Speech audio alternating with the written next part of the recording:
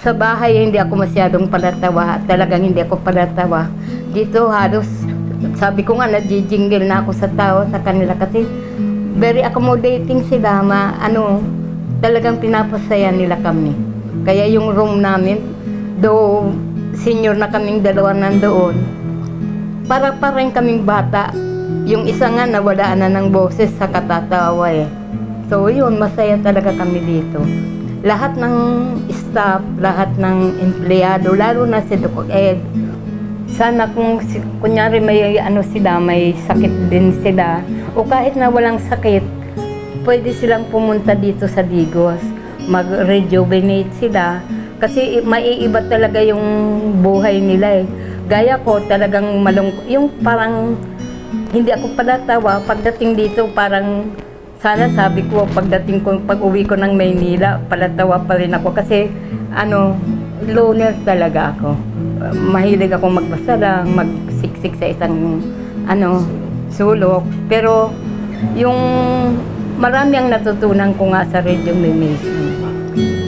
Parang ma-reprogram talaga ang buhay mo dito. Talagang sila, yung parang very accommodating at saka pinapasaya talaga kami.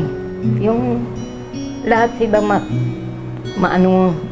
parang masigla lagi pag pumunta sa amin.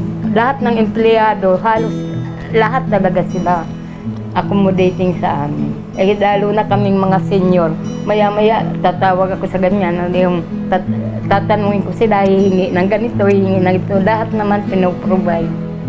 So, yun lang. Kaya nga sabi ko, pasensya niyo ang matatanda. Pero sabi nga ni Doc Ed, huwag isipin na matanda ka eh. Kay Doc Ed, nagpapasalamat ako sa Diyos na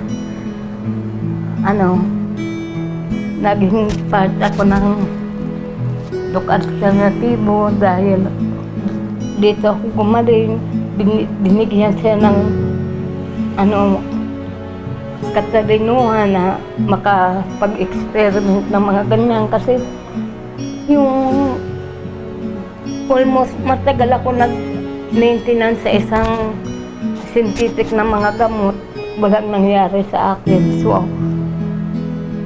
ko na talagang blessing talaga na narinig ko sa Radio Veritas ang alternatibo, Doc Alternativo. Ako po si Hermie Due. Magiging 67 ngayong October. Taga Bacoor, Cavite po ako at saka member po ako ng Cubao branch since 2011.